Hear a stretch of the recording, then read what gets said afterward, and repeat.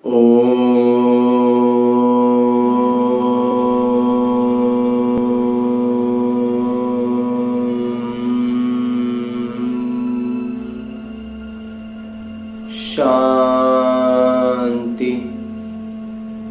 ओम शांति। बाबा बाबा ओम शांति।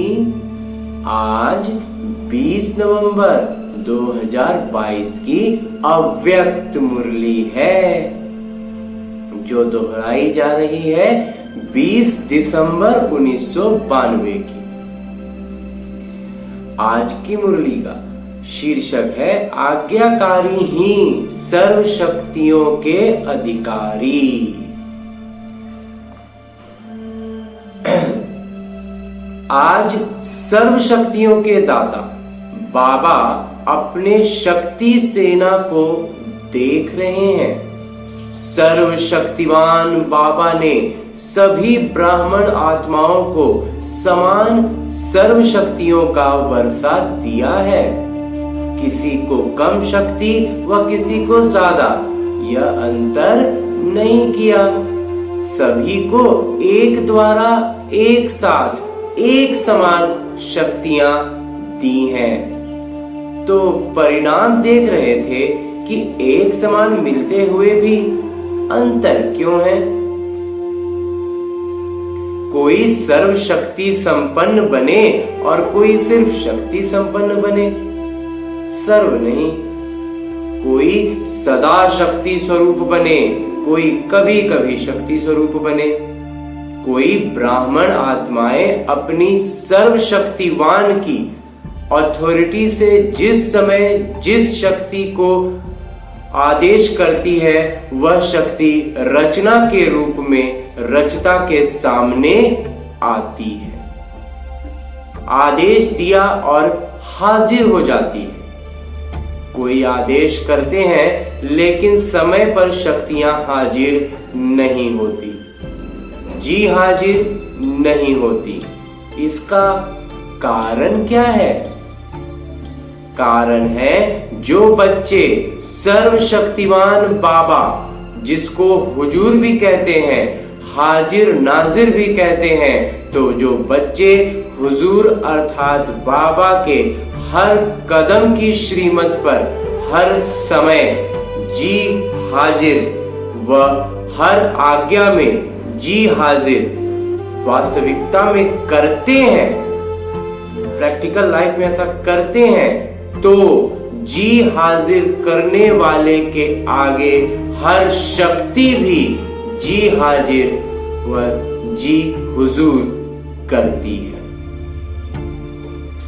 जो बच्चे बाबा के सामने जी हाजिर करेंगे, जी हुजूर करेंगे, उनके सामने उन आत्माओं की शक्तियां भी जी हाजिर करेंगी। अगर कोई आत्माएं श्रीमत व आज्ञा जो सहज पालन कर सकते हैं वह करते हैं और जो मुश्किल लगती है वह नहीं कर सकते, कुछ किया कुछ नहीं किया, कभी जी हाजिर कभी सिर्फ हाजिर, इसका प्रत्यक्ष सबूत व प्रत्यक्ष प्रमाण रूप है कि ऐसी आत्माओं के आगे सर्व शक्तियां भी समय प्रमाण हाजिर नहीं होती। जैसे हम कभी तो करते हैं कभी नहीं करते हैं, तो हमारी शक्तियां भी ऐसे ही करेंगी, कभी हमारे साथ आएंगी कभी नहीं आएंगी। जैसे कोई परिस्थिति प्रमाण सामने की शक्ति चाहिए, जैसे कोई परिस्थिति प्रमाण समाने की शक्ति चाहिए, तो संकल्प करें कि हम अवश्य समाने की शक्ति द्वारा इस परिस्थिति को पार करेंगे, विजयी बनेंगे। लेकिन होता क्या है? दूसरे नंबर वाले अर्थात कभी कभी वाले समाने की शक्ति का प्रयोग करेंगे 10 बार, समाएंगे, प्रयोग करेंगे 10 बार समाएंगे, लेकिन समाते हुए भी एक से दूसरी बार समाने चाहते भी समा नहीं सकेंगे। जो कभी कभी वाले हैं वो समाने की शक्ति का प्रयोग तो करेंगे, लेकिन 10 बार समाएंगे तो उसमें 1 से 2 बार होते होते समाना चाहेंगे लेकिन समा नहीं पाएंगे। फिर क्या सोचते हैं, मैंने किसी को नहीं सुनाया, मैंने समाया, लेकिन ये साथ वाले थे, हमारे सहयोगी थे, समीप थे, इसको सिर्फ इशारा दिया था, सुनाया नहीं, इशारा दिया। कोई शब्द बोलने नहीं चाहते थे, सिर्फ एक आधा शब्द निकल गया, तो इसका क्या कहा जाएगा? समाना कहेंगे।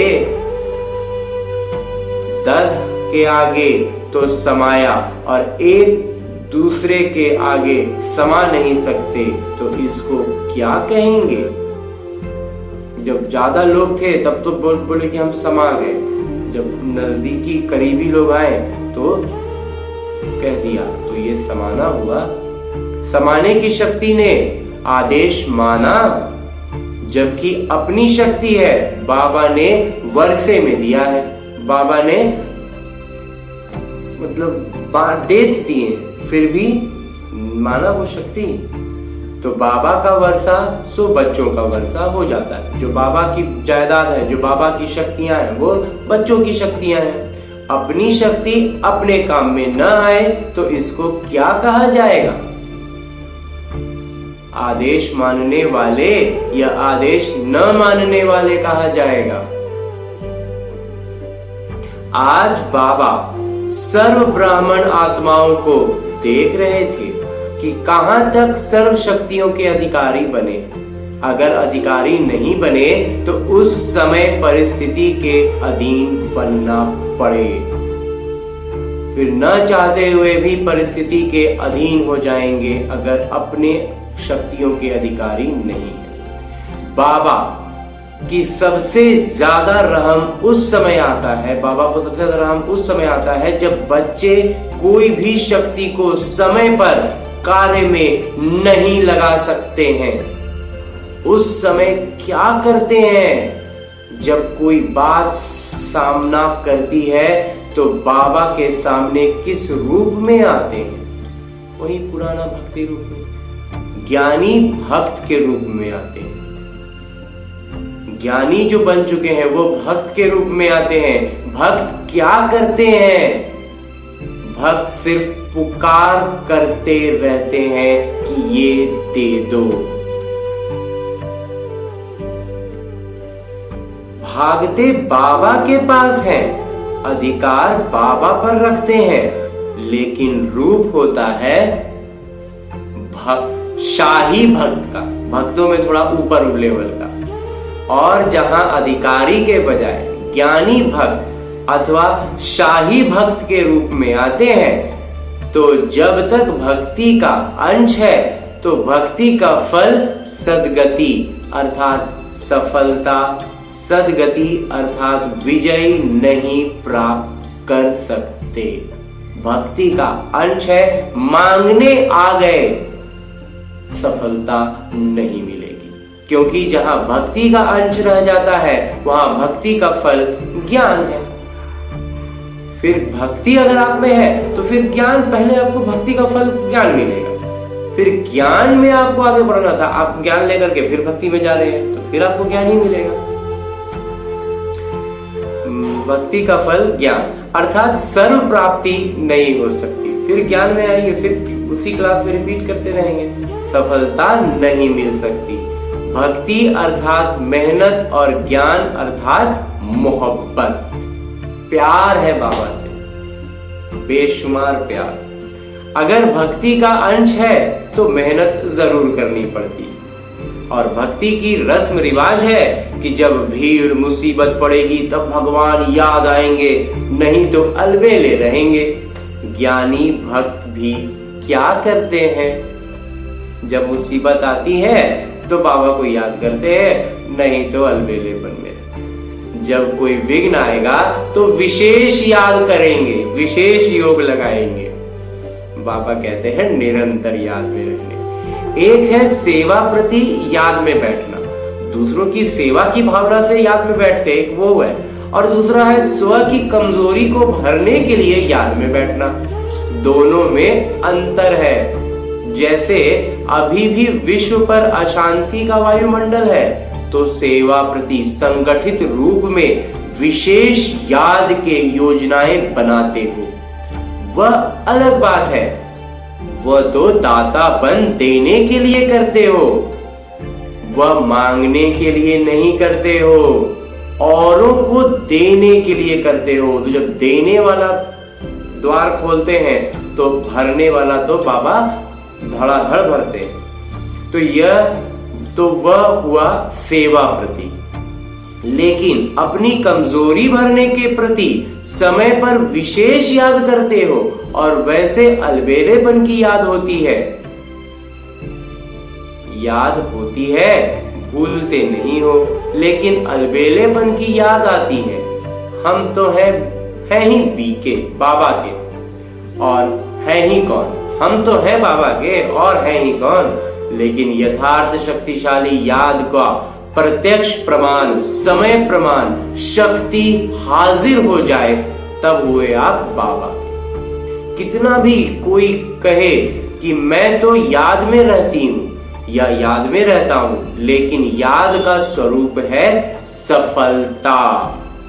जब सफलता मिल जाए, जब समय परिस्थिति अनुसार कोई भी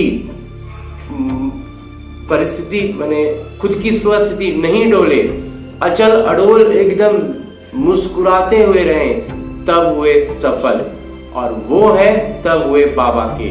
नहीं तो बाबा कहते हैं विभक्ति का अंश है, जाइए विभक्ति का परिणाम ज्ञान लीजिए। ऐसे नहीं, जिस समय याद में बैठते उस समय खुशी भी अनुभव होती, शक्ति भी अनुभव होती, और जब कर्म में संबंध संपर्क में आते उस समय सदा सफलता नहीं होती।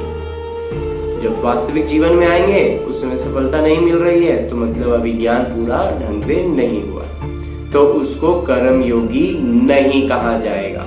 शक्तियां शस्त्र हैं, और शस्त्र किसी समय के लिए होता है। शस्त्र सदा समय पर काम में लाया जाता है।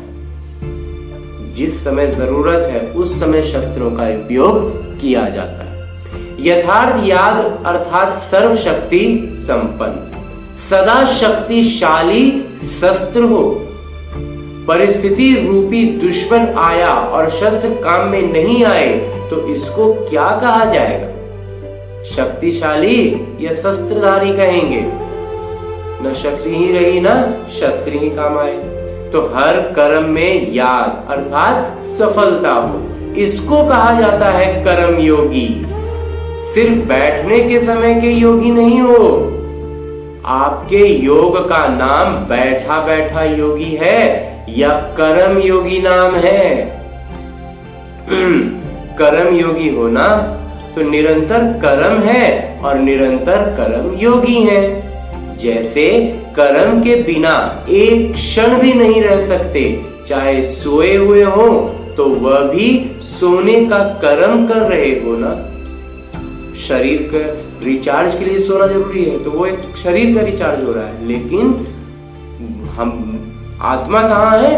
बाबा की याद में। तो जैसे कर्म के बिना रह नहीं सकते, वैसे हर कर्म योग के बिना कर नहीं सकते। इसको कहा जाता है कर्म योगी। ऐसे नहीं समझो कि बात ही ऐसी थी ना, परिस्थितियां ही ऐसे थे, समस्याएं ही ऐसी थी, वायुमंडल ऐसा था, माहौल ही ऐसा था, यही तो दुश्मन है। और उस समय कहां कहो दुश्मन आ गया, इसलिए तलवार चला न सके, तलवार काम में लगा ही न सके, या तलवार याद ही ना आए, या तलवार ने काम नहीं किया, तो ऐसे को क्या कहा जाएगा? या तो तलवार निकालने का याद नहीं है, या तलवार निकाल रहे हैं तो उसमें धार नहीं है, तलवार काम में नहीं आ रहा है। ऐसे ऐसी समस्याएं आपके साथ आ रही हैं, तो इसको बाबा पूछते हैं क्या कहा जाएगा? शस्त्रधारी। शक्ति सेना हो तो सेना की शक्ति क्या होती है? शस्त्र, और शस्त्र है सर्व शक्तियां। तो परिणाम क्या देखा? ज्यादातर सदा समय पर सर्व शक्तियों को आदेश पर चला सकें, इसमें कमी दिखाई दी। समझते भी हैं, लेकिन सफलता स्वरूप में समय प्रमाण या तो शक्तिहीन बन जाते हैं या थोड़ा सा असफलता का अनुभव कर फौरन सफलता की ओर चल पड़ते हैं। 3 प्रकार के देखें। पहले हैं, उसी समय दिमाग द्वारा समझते हैं कि यह ठीक नहीं है, नहीं करना चाहिए, लेकिन उस समय शक्ति स्वरूप में बदल नहीं सकते। समझ जाते हैं, सब कुछ कर लेते हैं, लेकिन शस्त्र चला नहीं पाते। दूसरे हैं जो समझते भी हैं, लेकिन समझते हुए भी समय व समस्या पूरी होने के बाद सोचते हैं। वह थोड़े समय में सोचते हैं, वह पूरा होने के बाद सोचते हैं। या तो पूरी परिस्थिति के बाद उनको समझ में आता है, या तो पूरा लगभग जब हाथ से सारा बात निकल गया तब समझते हैं। और तीसरे हैं जो महसूस ही नहीं करते कि यह गलत है, सदा अपने गलत को सही ही सिद्ध करते रहते हैं, अर्थात सत्यता की महसूसता शक्ति नहीं है। इतनी भी शक्ति नहीं है कि सामने वाले को समझ सकें कि वो दुश्मन है। तो अपने को जांच करो कि मैं कौन हूं, किस श्रेणी में आता हूं। बाबा ने देखा कि वर्तमान समय के प्रमाण सदा और सहज सफलता किन बच्चों की प्राप्ति है, उसमें भी अंतर है। एक है सहज सफलता प्राप्त करने वाले और दूसरे हैं मेहनत और सहज, दोनों के बाद सफलता पाने वाले। एक है कि बिल्कुल ही सहज सफलता प्राप्त कर, एक है जो थोड़ा मेहनत करते हैं और जब फिर समझ आते हैं कुछ कर लेते हैं तो फिर सहजता से प्राप्त करते हैं। ऐसे दोनों। तो सहज और सदा सफलता प्राप्त करते हैं, उनका मूल आधार क्या देखा? जो आत्माएं सदा स्वयं को निर्माण चित्त की विशेषता से चलाते रहते हैं, वही सहज सफलता को प्राप्त होते आए। निर्माण शब्द एक है, लेकिन निर्माण स्थिति का विस्तार और निर्माण स्थिति के समय प्रमाण प्रकार वो बहुत हैं। पंक्ति को दोहराते हैं, निर्माण शब्द एक है, लेकिन निर्माण स्थिति का विस्तार और निर्माण स्थिति के समय प्रमाण और प्रकार उसके बहुत हैं। उस पर फिर कोई समय सुनाएंगे, उस पर फिर बाद में कभी बाबा आगे चर्चा करेंगे। लेकिन यह याद रखना कि निर्माण बनना ही स्वमान है और सर्व द्वारा मान प्राप्त करने का सहज साधन है। निर्माण बनना झुकना नहीं है, लेकिन सर्व को अपनी विशेषता और प्यार में झुकाना है। ताकत से नहीं झुकाना है, अपनी विशेषता और प्यार से झुकाना है। समझा?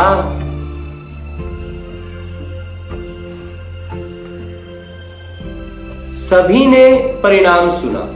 समय आपका इंतजार कर रहा है और आप क्या कर रहे हो?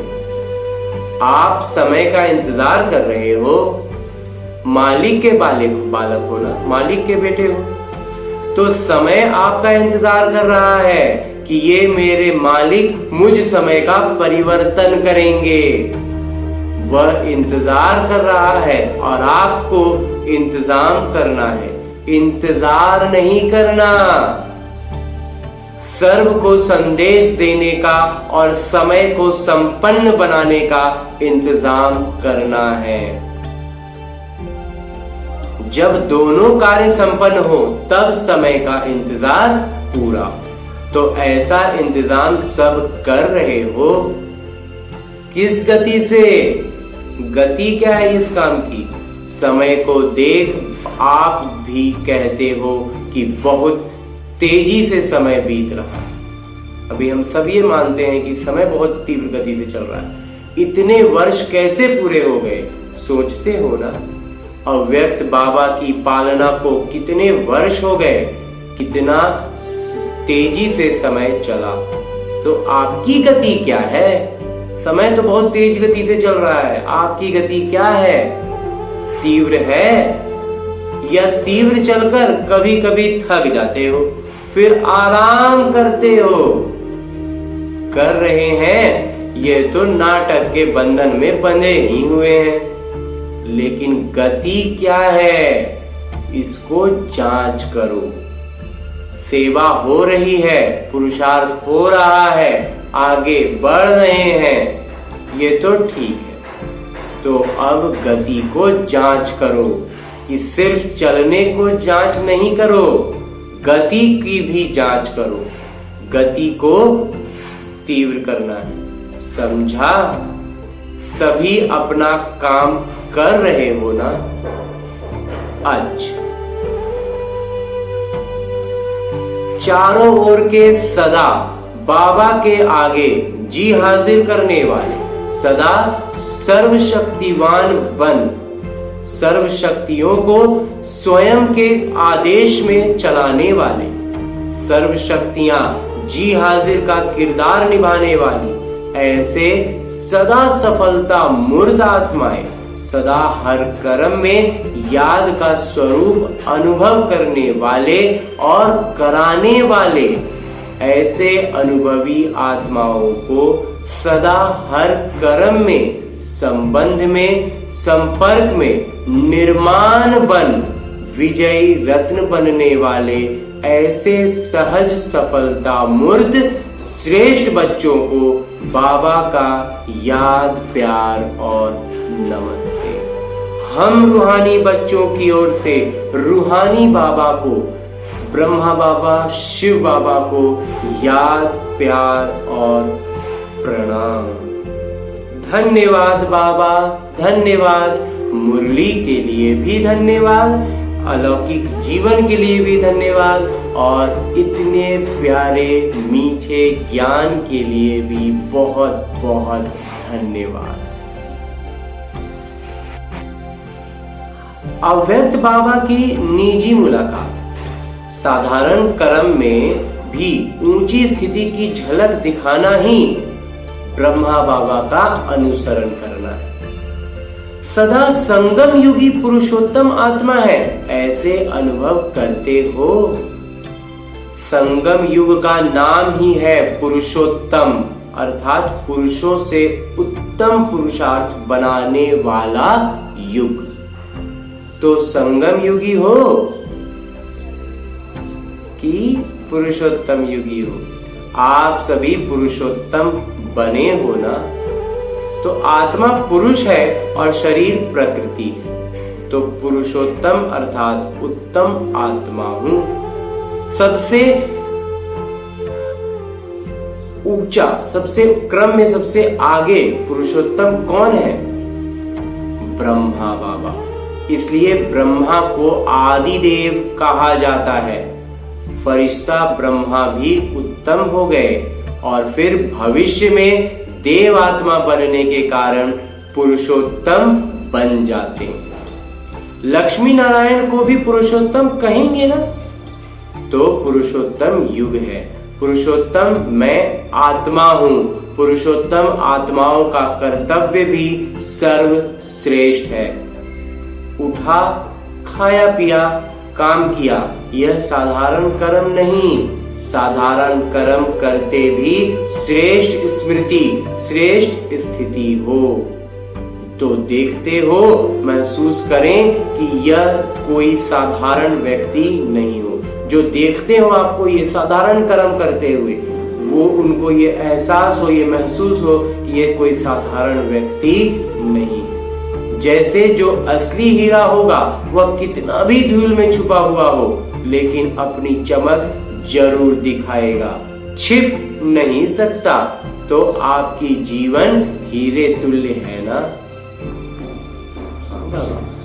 कैसे भी वातावरण में हो, कैसे भी संगठन में हो, लेकिन जैसे हीरा अपनी चमक छिपा नहीं सकता। ऐसे पुरुषोत्तम आत्माओं की श्रेष्ठ झलक सबको अनुभव होनी चाहिए। तो ऐसे हो या दफ्तर में जाकर, काम में जाकर आप भी वैसे ही साधारण हो जाते हो। अभी गुप्त में हो, काम भी साधारण है, इसलिए पांडवों को गुप्त रूप में दिखाया है। गुप्त रूप में राजाई नहीं की, सेवा की। तो दूसरों के राज्य में गवर्नमेंट सर्वेंट, सरकारी नौकरी कहलाते हो ना, सरकारी नौकर कहलाते हो ना। चाहे कितना भी बड़ा ऑफिसर हो, लेकिन सर्वेंट ही है ना। आईएएस ऑफिसर भी गवर्नमेंट सर्वेंट कहलाता है। वो बहुत बड़ा ऑफिसर है, लेकिन गवर्नमेंट सर्वेंट है। चाहे कितना भी बड़ा ऑफिसर हो, लेकिन सर्वेंट ही है ना, नौकर ही कहलाएगा।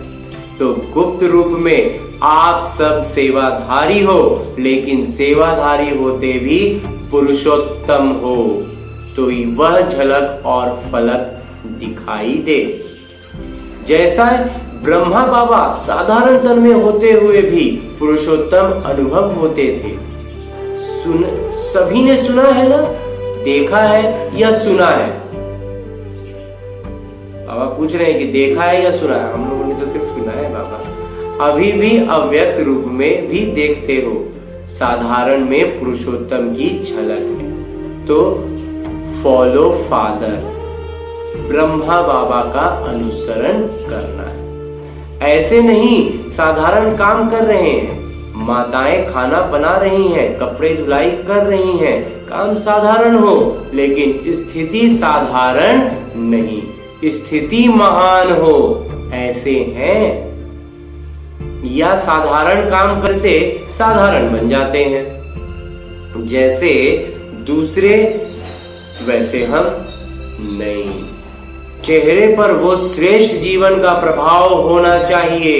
यह चेहरा ही दर्पण है ना, इसी से ही आपकी स्थिति को देख सकते हैं, महान है या साधारण है। ये इसी चेहरे के दर्पण से देख सकते हैं। स्वयं भी देख सकते हो और दूसरे भी देख सकते हैं। तो ऐसे अनुभव करते हो, सदैव स्मृति और श्रेष्ठ स्थिति हो। स्थिति श्रेष्ठ है तो झलक स्वाभाविक रूप से श्रेष्ठ ही होगी। स्थिति श्रेष्ठ है, काम जो भी कर रहे हो, जो भी देखेंगे लगेगा कि तो कुछ अलग दिख रहे हैं। जो समान स्थिति वाले हैं वे सदा बाबा के साथ रहते हैं। शरीर से चाहे किसी कोने में बैठे हो, किनारे बैठे हो, पीछे बैठे हो, लेकिन मन की स्थिति में साथ रहते हो ना। साथ वही रहेंगे जो समान होंगे। जो बाबा समान होंगे वो बाबा के साथ रहेंगे। स्थूल में चाहे सामने भी बैठे हो, लेकिन समान नहीं तो सदा साथ नहीं रहते, किनारे में रहते हैं। तो समीप रहना अर्थात समान स्थिति बनना, इसलिए सदा ब्रह्मा बाबा समान पुरुषोत्तम स्थिति में स्थित रहो। कई बच्चों की चलन और चेहरा लौकिक रीति में भी बाबा समान होता है, तो कहते हैं ये तो जैसे बाबा है, बाबा के जैसे एकदम बिल्कुल लगते हैं। तो यहाँ चेहरे की बात तो नहीं, लेकिन चलन ही चित्र है। तो हर चलन से बाबा का अनुभव हो, इसको कहते हैं बाबा समान। तो समीप रहना चाहते हो या दूर?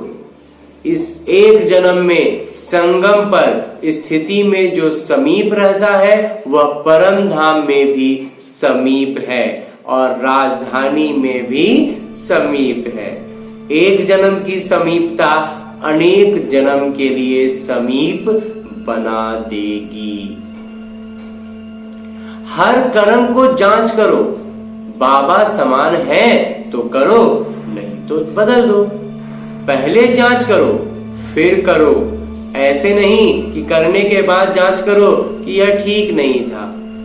ज्ञानी का लक्षण है पहले सोचें फिर करें।